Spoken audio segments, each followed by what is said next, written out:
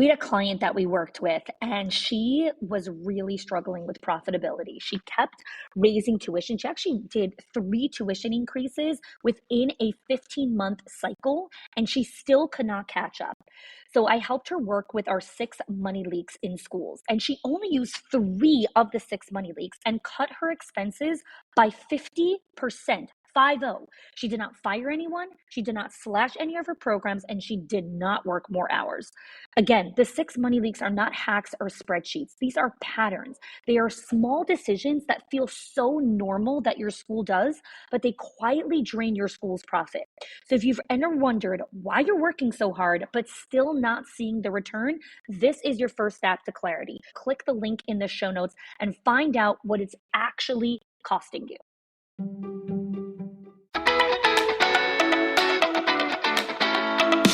Welcome to the Schools of Excellence podcast, where we have conversations about education, leadership, and building a school of excellence. The goal on this show is to bring you clarity, up-level your mindset, and give you practical strategies and inspiration so you can show up with confidence and trust your decision-making. I'm Chani Wolshansky. I'm a mom of 4 under 10, a former New Yorker, and been in the early childhood field my entire life. And I'm so grateful that you've joined me for this conversation. Hello, everyone, and welcome back to the Schools of Excellence podcast. This is kicking off a whole new series. This is the 2024 ECE forecast, which is pioneering school leadership in a changing landscape of parent partnerships, child relationships, and financials. And I am super excited about this conversation because last year in 2023, I released the 2023 ECE forecast on the podcast where we interviewed experts in early childhood to share just their predictions, their trends of what they kind of anticipated was going to be happening inside of the landscape of education during 2023. And in witnessing everything that's happened over the course of this year, and my team and I sat down and we were like, okay, we're going to put together this 2024 ECE forecast. What does this entail? Like, what is this forecast about? So I want you to take a pause for a second and think about a journey, because 2024 and beyond is really entering a new era of school leadership. And in this 4-part series, we're going to explore the 4 critical buckets that are shaping the next evolution of education. And those 4 buckets are leadership, parent partnerships, child relationships, and financials. And the reason that I chose these 4 buckets is because, as many of you know, I am committed to speaking to directors, teachers, owners, childcare leaders, anyone in the field of education on a weekly basis. And so when I bring information to you, when I bring conversation, it is not just blown out of my head. It comes from dialogue. It comes from the struggle. It comes from the conversation that you guys are telling me about. And the pattern that I've been recognizing is these 4 categories are a must conversation as we enter 2024 and beyond. So why these 4? Well, 2024, the role of leadership is really undergoing a profound transformation. And in the course of this series, today's episode is going to be all about leadership. We're really going to be diving into the importance of leaders aligning their personal values with their own personal mission and the company's mission. Leaders need to understand that leadership is not enough anymore. People have been through too much. And we can't just embrace leadership in the way that we have until now. We need to understand that we have to lead with a different level of integrity while managing very diverse teams and our organizations. In the next episode, we're going to explore the changing landscape of parent expectations. Parents today have higher standards for their children's education. And so much of parent expectations and their complaints and just whatever's coming at you is really driven by an increased awareness in the digital age. And the digital pressures create heightened anxiety, and they really impact so many people. And so we're really going to dive into the frameworks of relationships and what that really speaks to. And the way that I'm going to have these conversations is, instead of interviewing people in the field, I want to bring you a different perspective of leaders in these domains that are not in the early childhood field. And I want to help narrate and distill for you how you can use these frameworks to make sense in your early childhood center. And so each bucket, the leadership bucket, the parent partnership bucket, child relationships, financials, I'm going to be sharing excerpts of other industry leaders in other domains, and you're going to hear their insights into what they have to say about relationships or child relationships and partnerships and how that's evolving in this next era of leadership. In the next episode, we're going to really dive into the impact that the pandemic has had on early childhood development, because it can't be overstated. There's language delays, there's reduced cognitive development, there's changes in teachers' confidence, and all of these things are really having these lasting impacts.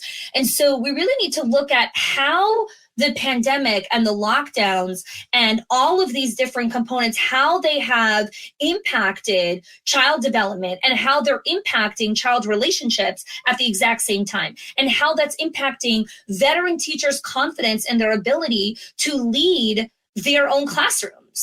Finally, we're really going to delve into the financial aspect of early childhood education. So while grant and relief money provided very much needed crucial support during the pandemic, we need to explore new financial dilemmas that school leaders are facing. There is far too much scarcity-based thinking happening and decision-making happening. We need to understand the importance of transparency and charitable giving inside of this new era. And so I'm really going to dive into how leaders need to grapple resource allocation and the distinction between needs and wants, and understanding the importance of transparent communication with families and values.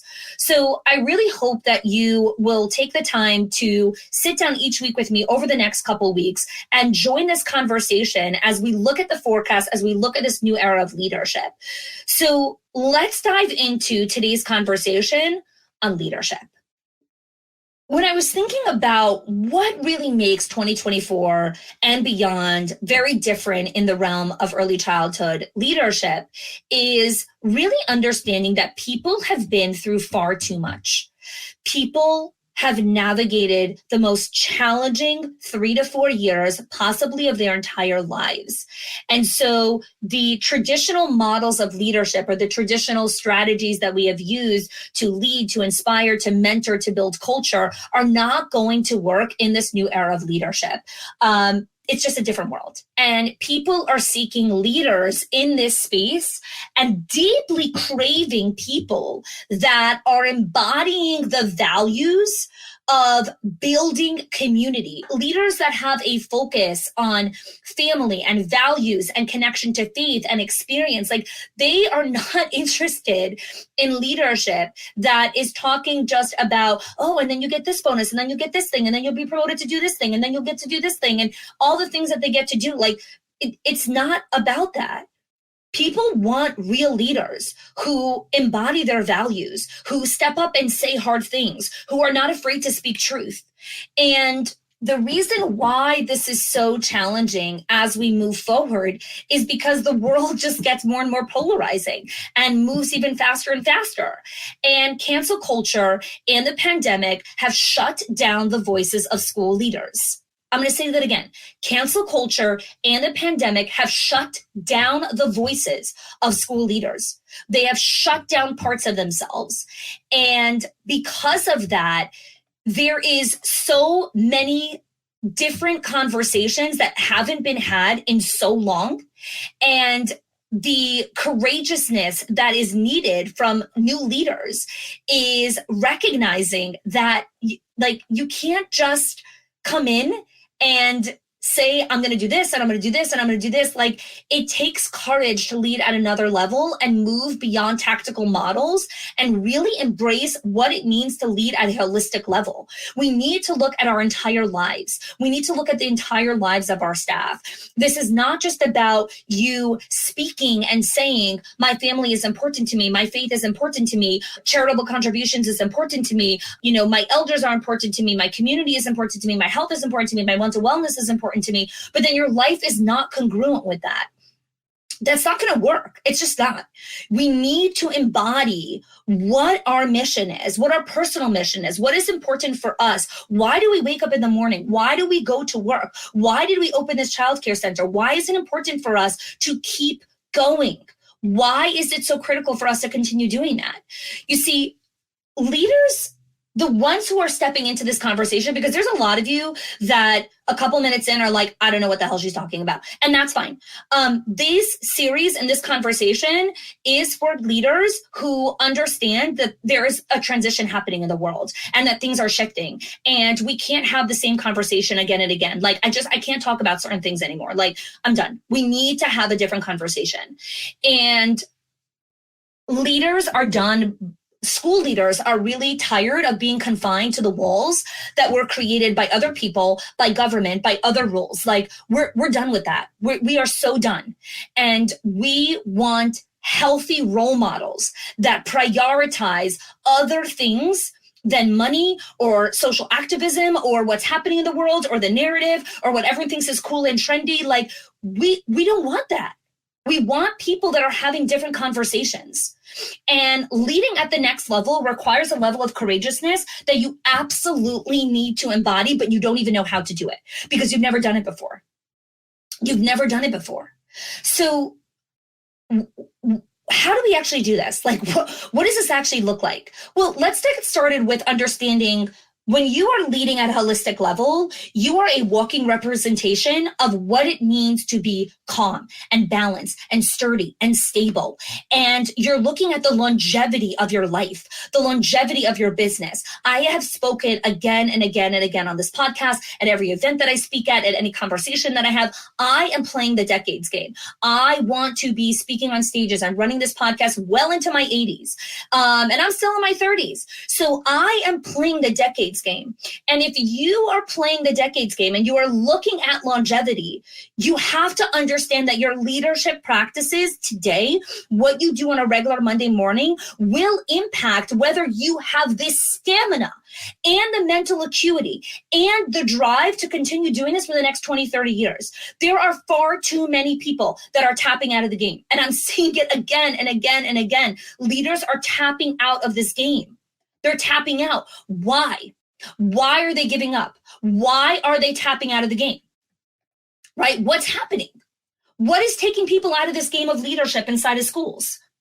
Well, what's happening is that when you achieve a certain level of success, right? This is where I talk about the paradox of success, which is a whole separate conversation. And I'm going to be talking about that on some further episodes. But when you reach a certain level of success, there will be certain things that are happening inside of the business that nobody's talking about. When you reach a certain level of success, you are going to have your reputation on the line. You are going to have people that are going to run campaigns against you. Social media campaigns, conversation campaigns, all different kinds of things that are going to feel like you have the wind knocked out of you. You are going to have lawyer issues. You are going to have litigation. You are going to have staff that are going to come to you and you're like, oh my God, I thought you were going to be my employee forever. I thought you were my most loyal, trusted person, and it's going to blow up in your face. You are going to have your most talented, trusted right-hand people come and say, I'm leaving. I'm doing something else. You're not a good enough leader. You didn't support me. I'm going to do something else. And it will knock the wind out of you. The wind out of you. You are going to have betrayal. And here's the thing. Whenever I talk about this stuff, so many people are like, that's not going to happen to me. That's not going to happen to me. That's not going to happen to me. When you are saying that's not going to happen to you, you haven't been playing the game long enough. You have not been playing the game long enough, because if you are playing the game long enough and you're playing the decades game, it is not if you are going to experience these things. It's when those things are going to happen to you. It's when those things are going to happen to you. And so what's happening is leaders don't understand that this is coming. And I can't tell you how many people I'm talking to that are in tears, crying, like crawled up in a ball in the floor in the corner and saying, I can't do this. This is too hard. I give up. This is too much. I don't want to deal with this anymore. And I know that if you're listening to this episode, you are nodding your head and saying, yeah, I've said that. I've said that. Let me tell you something. I have said those things too. I have been curled up in fetal position on the floor in my bedroom, crying, having a panic attack from certain things that have happened inside of my business. But I'm still standing. And here's the thing. I've said those things to myself. I've said those things to myself where I've said, I can't do this. It's too hard. I give up. I want to fire everyone. I don't want to deal with this. The people that we need to be surrounding ourselves with, and what we need to understand is we need to stop putting our heads in the sand and recognize that the new era of leadership is understanding how to push through the struggle, how to understand that if you want to be playing this game for a long time, you need to understand that you will constantly go through different seasons of, I can't do this, it's too hard, I give up. And the question is, do you understand, as Maya Angelou says, which I absolutely love her quote, every storm runs out of rain. Every storm runs out of rain. So the storm doesn't last forever. But far too many people sit in the storm and they say, I can't, and it goes far longer than their personal thermostat has decided how much they can handle, and they tap out. They're out of the game. Don't do this. Don't do this. And the reason why I'm having this conversation with you now is because this is what the forecast is for 2024. More and more childcare facilities are going to be knocked out of the game. Knocked out of the game. Not because of their grant money is gone and this is gone and this is gone and staffing is an issue. You can say the era and the state of the industry as long as you want. And you can keep talking about the government will have to step in and this will have to step in and this has to change and this thing has to change. And I think those things have to change. There are definitely different conversations that need to be had. And you have agency in your life. And if something isn't working inside of here, how are we up-leveling who we are and how we're thinking about how we're approaching our childcare facilities? If you retreat every time it gets hard, you keep starting over again. You will never close the freedom loop. You never get to fully see what happens inside of your center because you keep stopping and starting. And so when I think of what leadership looks like at this next level and how we really need to be seeing this conversation is, number one, what is your unique leadership approach? Because copying everyone else and the copycat approach is not going to work. You have to embrace your individuality, your personal mission, how you want to show up in the world. So a couple months ago, actually, at this point of the release of this episode, I host my annual legacy retreat, and it's for 15 school leaders, school owners who are coming together to have a different conversation. We do not talk about things that anyone else talks about at any of the conferences, at any of the events. Like, this is a different conversation. There are no slide decks. There are no PowerPoints. There are no extra hoopla. We are sitting at the couch in the room, in a cozy corner. People are being vulnerable. They are talking. They are actually having real hard conversations. And one of the exercises that I work through with our legacy group is writing your personal mission statement and taking the time to really understand, why am I waking up every single morning, putting on clothing, washing my face, and going to the center? Why am I doing that? What is the long game that I'm playing over here? What is happening here? And I can't tell you how many people, when they actually took the time to flesh out their personal mission statement, how many people had giving back and charitable contribution and paying it forward as part of their personal mission statement. And this blew my mind because so many people have this as part of their mission, and yet there is barely any conversation about paying it forward and charitable contributions inside of conferences. Go into the childcare conference halls. Are people talking about charity? Are people talking about paying it forward? Are people talking about giving it back? Are people talking about community and mentorship? What are we having more conversations about? Are there roundtables about, hey, you've reached a certain profit margin. What are you doing with a percentage of it? What are you doing with the profit? Are you giving back? Are you giving charity? Are you paying it forward? Are you using your time that you've bought back now? Now you have more time. Are you using it for mentorship? Are you using it to pay it forward? Are you using it to elevate the industry? What are you using your newfound resources for? That's part of leadership. That's part of embodying your mission and your values and how you want to show up in the world. And we need to have more of those conversations. So recognize your unique leadership approach. The other thing that when I think of 2024 and the forecast and beyond in this new era of school leadership is capacity management. Leaders need to recognize there are different capacities that are needed for decision making, for vision setting, for problem solving, compared to staffing, to teachers, to the minutia of the operations. You need to understand that the capacity that you need to create around your energy, your time, your resources, your people needs to shift in this new era. The way that you used your capacity and your resources until now is not going to serve you in 2024. You need to do a complete re-audit on how you manage your energy, on how you manage your time, and how you manage the money. So I think there are so many conversations on how to manage money. And we'll talk about that in the part 4 of this series. But leadership is a resource. And we need to understand how you manage your energy and your time and how it's lining up together.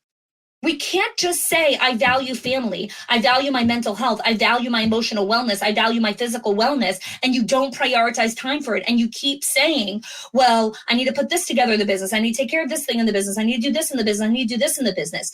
That is living out of integrity and out of alignment. That is not recognizing that there are certain things that are in your control and there are certain things that are not in your control. And whatever it is for you, whether that's let go and let God, if you're a person of faith, you trust in the universe, the stars, whatever you want to believe in, like do your thing. But please, this is an invitation to believe in something bigger than you, to trust and have faith that it will come together for you. And constantly obsessing over the outcome and the result and what is this going to do and how is this going to go and how is this going to happen here and what's the ROI over here and what's this. We all get stuck down that rabbit hole. I get stuck down that rabbit hole many, many times. And I constantly have to remind myself and reground myself that I need to prioritize the values that are important to me, to my family, to my business, to the legacy that I'm creating. People know what your values are. People see right through you. And in this new era of leadership, with people been through so much, we have to lead with integrity in a completely different way. What else do we have to look at? Understanding the deep personal values that guide your decision making. So it's not just about my values are faith or family or, teamwork and fun and inclusion or whatever your values are for your personal values or for your for your company values. Leading in 2024 and beyond in a new era of leadership is actually aligning your energy and your time with where what your values are. So when you commit to things, is it coming through that lens? So let me tell you a personal story. The week of the Legacy Mastermind, it was Sunday through Wednesday, and Friday night began the high holiday season for me. And one of the values in our family is generosity. And one of the ways that we practice generosity, besides for charitable contributions and giving back to community, is we like to host members of our community in our household during holidays or Shabbat meals. It's really, really important to us. And I was looking at my capacity management to host people after leading this legacy retreat, right? So leading a retreat, for those of you that do any type of speaking or leadership, know that leading pulls energy out of you, right? Especially when you're leading a group and I'm holding space for this group, it takes stuff out of me. And at the same time, I wanted to honor our family values of generosity of hosting people. And so there are 4 holiday meals over the course of the 2 days. And so Mayor and I sat together and we said, okay, we are going to commit to hosting for 1 meal. So while in previous years, I have hosted for 2 or 3 of the meals, this year I chose 1 meal. Why? If I am a leader who is embodying the values of my personal life, which is my faith, my family, generosity, integrity, all of those values. And at the same time, I have a business that I love and that I want to show up to and I want to pour into and I want to take care of my clients and I want to serve them. How do I create integration and harmony between those 2 things? And so in this season, we chose 1 meal to host for. Why am I sharing the specificity of this? When you are designing what your company is going to work on in 2024, what projects you're going to commit to as a school, what initiatives you're going to do, what parent relationship things you're going to do, how you're going to, what new programs you're going to bring in for child development, how you're going to be connecting with parents, the culture, all the different things that you're going to be doing. Are you just filtering it from the lens of, this is such a cute idea? This is so great. This will be so fun. This will retain our staff. We can afford this, or we can't afford this. We'll borrow money for this. We'll do this. I saw this in a cute Facebook group. I heard this at a conference. What lens are you making decisions from leadership? Are you filtering it through what your personal values are and what is important to you also when you walk through the doors and meet the people that you supposedly swear to care about more than anyone else in the world? Are you reserving energy for them, or do they get the leftovers? Who gets the leftovers? Do you keep the leftovers for yourself? Do you get crumbs? Right? Do the school get X amount and then your staff gets this amount, but then the crumbs and the leftovers are for you? And then we wonder why burnout is such a high level, why people are tapping out of this game, why leaders keep saying, I can't, this is too hard, I can't do this, help me. Why? Well, we have to look at what's happening. And this is what's happening. It's a breakdown of self-leadership. It's a breakdown of that. Leadership is different now.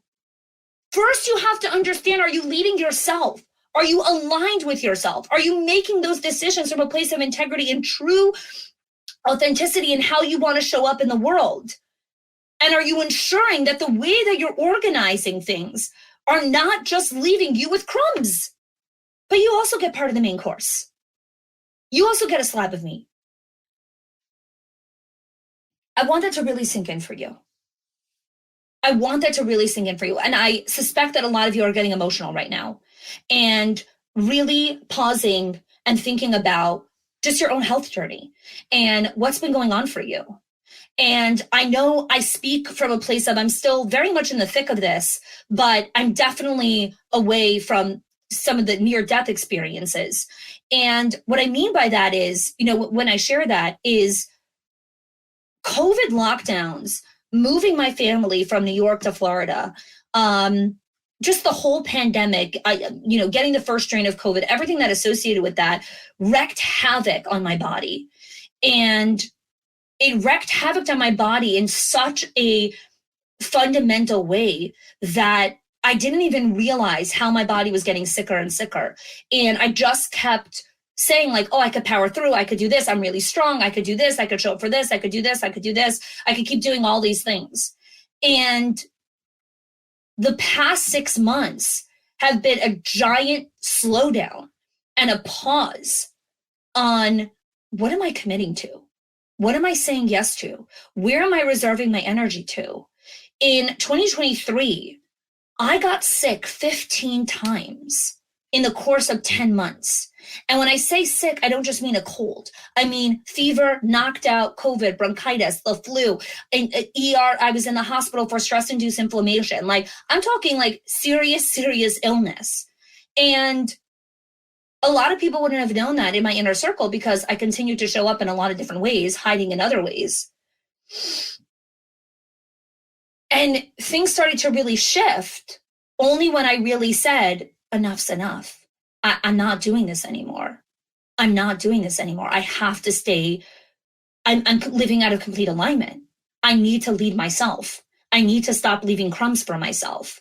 And we sometimes get delusional, like myself, where I'm like, but I do take care of myself. I go for monthly massages. I make sure that I'm in therapy. I have mental health professionals that I consistently work with. I work with mentorship. I run 2 miles every single day. I work out with a personal trainer. I eat healthy. I drink water. I meditate, right? I do all of those things.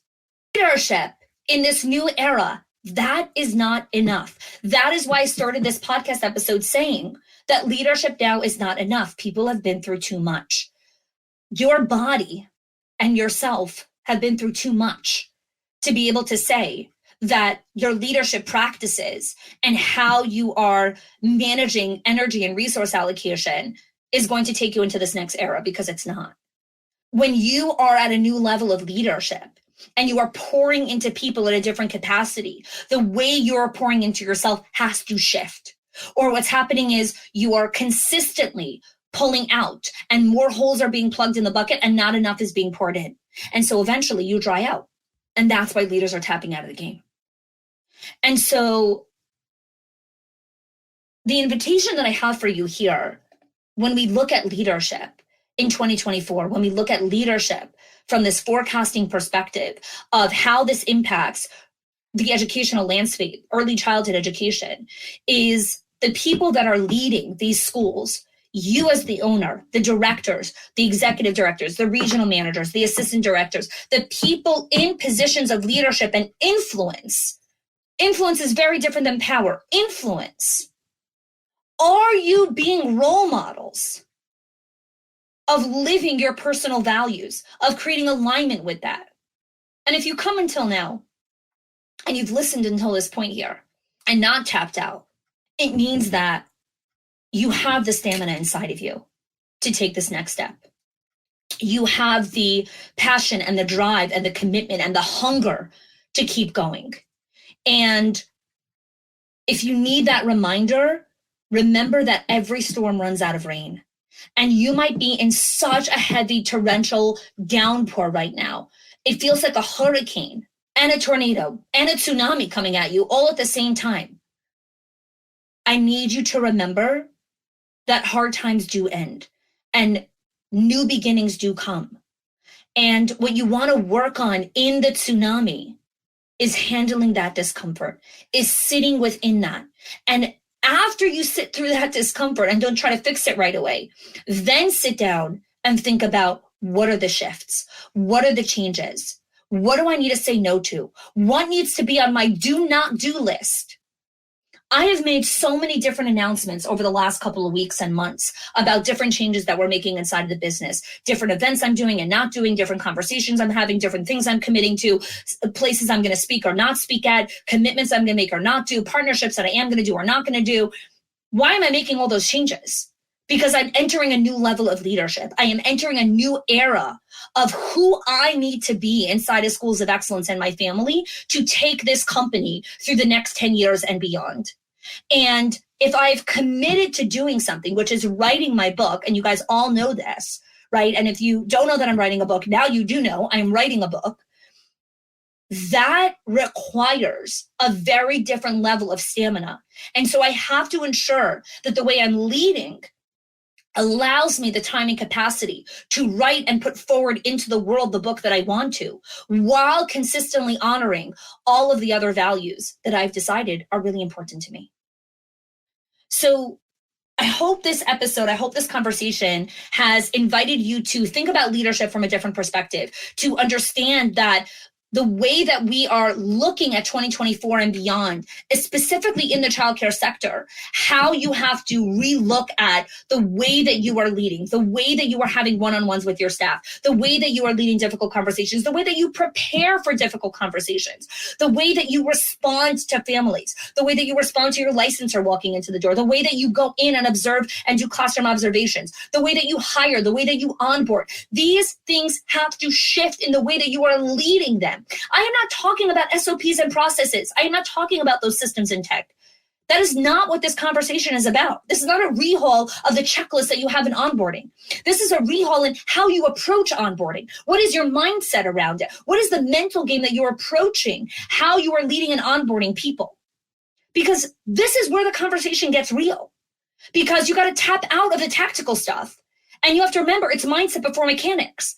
It's mindset and how you're going to approach something. It's completely different. So I'm really excited about continuing to have this conversation with you. Next week, we're going to dive into parent partnerships and relationships and how that really is impacting the childcare sector and how parents are actually driving more turnover inside of our schools than we've seen ever before because of parent expectations and how parents are raising children in today's generation. And we'll talk about that in the next episode. So thanks so much for joining me, and I hope you join us in the next episode.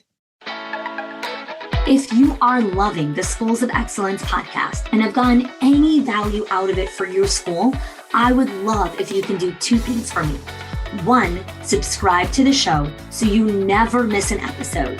And two, can you please leave us a review? Reviews help other school leaders know that this is the place to learn how to build a school of excellence. And I would be so grateful if you can do that for us.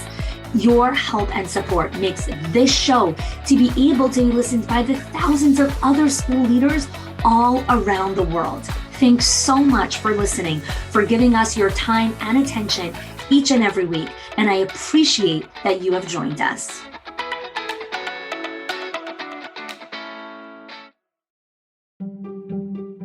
If your accountant has ever told you to cut back on professional development or slash your teacher appreciation budget or your staff development budget just so you could stay afloat, or has told you, hey, you probably can't go invest in that program, please listen. The problem is not that you're spending too much money on your people or yourself or your investment or your support system. It's that your school has invisible money leaks that are draining your profit, leaks that no spreadsheet will ever catch or accountant. So I created the 6 money leaks of schools that show you the 6 core areas that schools lose money every single month without realizing it. If you close even one of them, your profits will start to soar without sacrificing your team. Go get it now and stop blaming the things that are actually building your school.